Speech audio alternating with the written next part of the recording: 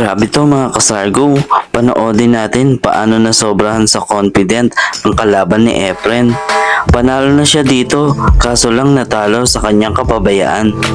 Ito ang posibleng combination shot after niyang ipasok ang bolang tres. Nakita niya ang posibleng combination kaya sinukat niya ito para iposisyon ang cue ball.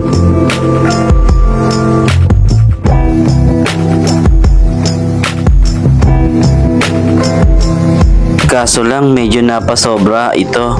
Pero sabi ng commentator, hindi naman ganon kahirap ang kombinasyon na ito. Panoodin natin ang gagawin niya dito.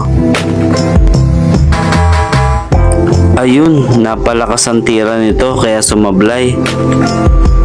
Hindi na pinakawalan ni Efren ang pagkakataon.